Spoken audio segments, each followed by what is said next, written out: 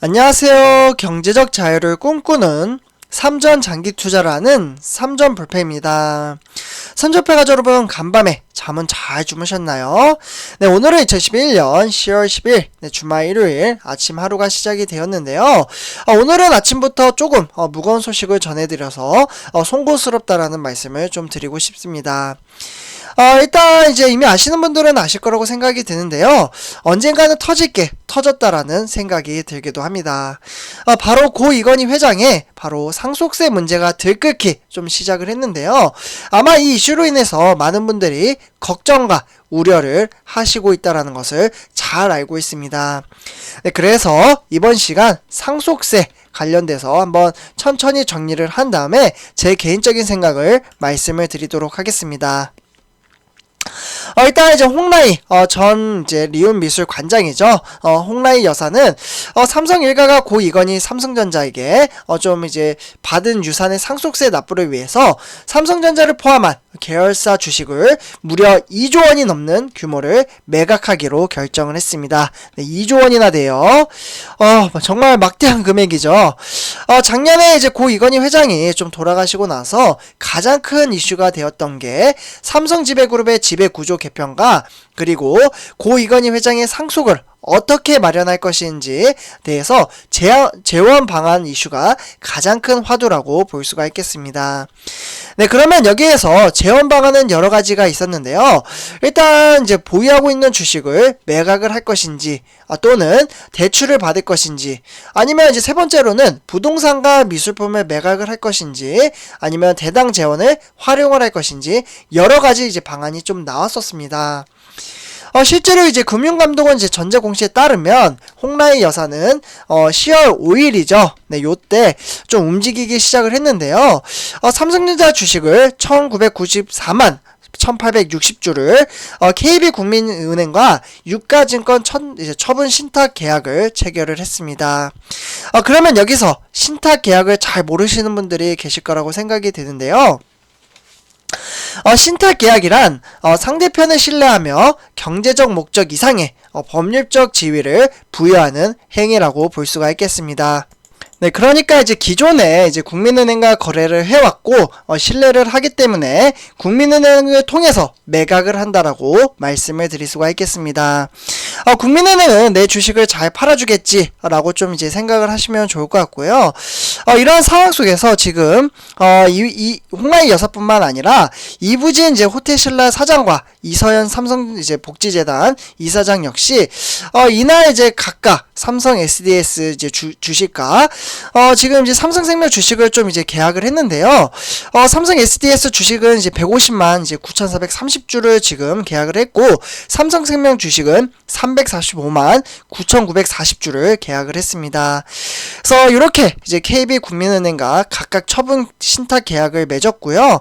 앞서 이재용 부회장 같은 경우에는 삼성 일가는 이제 상속세 연부 이제 연납을 위해서 삼성전자와 삼성물산 그리고 삼성 SDS나 삼성생명 이런 이제 계열사 보유 주식의 일부를 법원에 공탁을 한 상황입니다.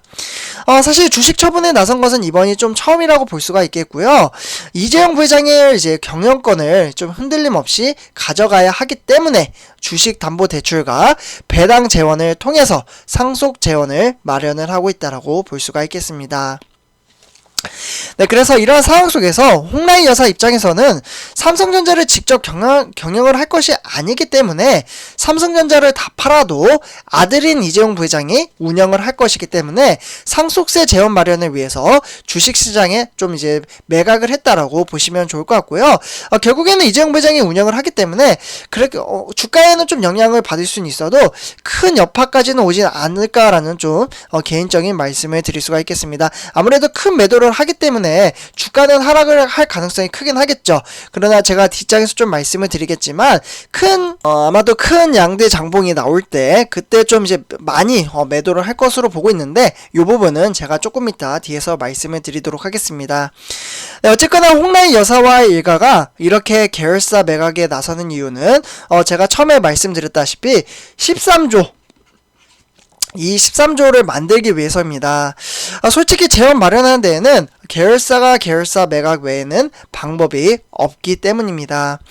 부동산이나 배당 지원으로는 충당하기에는 한없이 부족하기 때문에 주식 매각 말고는 현재 답이 없다라고 판단을 해서 이렇게 좀 매각을 하는 것으로 보고요.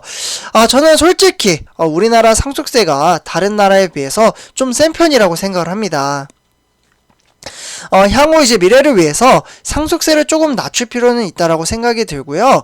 나라의 세금을 내는 것은 당연하지만 너무 많은 상속세를 내는 것은 그 기업의 힘이 약해질 수 있기 때문입니다. 너무 많이 지금 이제 상속세를 때렸다라는 생각이 들고, 일단은 이런 상황 속에서 고 이건희 회장은 주식과 부동산 그리고 미술품 이러한 이제 26조 원의 유산을 남긴 것으로 알려져 있으며, 이 중에 계열사 주식 처분 가치만 대략적으로 한 19조 정도가 된다라고 볼 수가 있겠습니다. 삼성일가는 지난 4월 달이죠. 용산 세무사에서 12조 원이 넘는 상속세를 신고를 하면서 5년 이제 연분 연납을 신청을 했고요. 주식 지분에 대한 상속세만 홍라희 여사는 3조 1천억 원, 그리고 이재용 회장은 2조 9천억 원, 그리고 이부진 사장은 2조 6천억 원, 그리고 이서현 사장은 2조 4천억 원으로 추정이 되고 있습니다. 정말 너무나도 큰 금액이죠. 이러한 사학 속에서 지금 이제 유족들은 5년 동안 6차례에 걸쳐서 분할 납부를 하겠다라고 실제로 좀 밝힌 적이 있습니다. 이에 따라서 주식을 담보로 금융권에서는 대출을 받고 증권사별 대출 한도 규정 때문에 신용대출을 받기도 했는데요. 지분에 대해서는 최고 60%, 60%나 되는 높은 상속 세율이기 때문에 상속의 일가가 경영권 악화를 감수하고 그리고 지분 매각을 결정을 하기로 했습니다.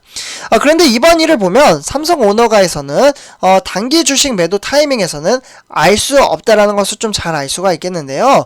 아마도 이렇게 되면 KB 이제 국민은행을 통해서 1조 5천억 원 가량의 매도 신탁 계약 체결을 했다고 하니 앞으로 삼성전자에 어떠한 영향을 끼칠지는 한번 생각을 할 필요는 있다라고 볼 수가 있겠습니다. 아마도 제 개인적인 생각으로는 한 방에 매도를 하기보다는 상승하는 날 매도를 할 것으로 보고 있는데요. 특히 이제 조금 상승하는 날보다는 장대 양봉이 나오는 날에 많이 좀 이제 수량을 매도를 할 것으로 보고 있습니다. 그렇지만 앞으로 미래에 대해서는 어떠한 이슈가 어떻게 이제 발생을 할지는 그 누구도 모릅니다. 그래도 삼성전자 이제 포럼 2021이죠. 최근에 좀 이제 발표를 했는데 내년 상반기 때 GAA 제가 영상에서 좀 찍어드렸었는데 게이트 올 얼라운드라고 해서 3나노 양산을 할 가능성이 지금 크다라고 이제 이야기를 하고 있잖아요. 그래서 이러한 이제 악재도 있지만 호재도 상당히 많습니다. 그래서 이런 것들이 좀 상쇄가 된다면 주가가 그렇게 큰 폭으로 폭락을 하지는 않을 것으로 보고 있습니다. 그래서 좀 다방면적으로 살펴봐야 된다라고 좀 말씀을 드리고요. 일단은 제 개인적인 생각이긴 하지만 삼성 일가가 이제 주식 매도를 한 방을 하기보다는 이제 아까 말씀드렸다시피 양대 장보 이때 좀 하게 된다면 아마 이제 걱정하시는 분들이나 아니면 두려워하시는 분들이 많이 계실 거라고 생각을 합니다. 사실 삼성전자라는 종목을 투자를 하면서 이보다 더 심한 적도 있었다라고 좀 말씀을 드릴 수가 있겠는데요. 현재 그 어려운 상황 속을 잘 극복을 했기 때문에 여기까지 달려왔다라고 말씀을 드리고 싶습니다. 저 또한 이제 주식 투자를 하면서 2년 가까이 우하향하는 시기도 있었는데요.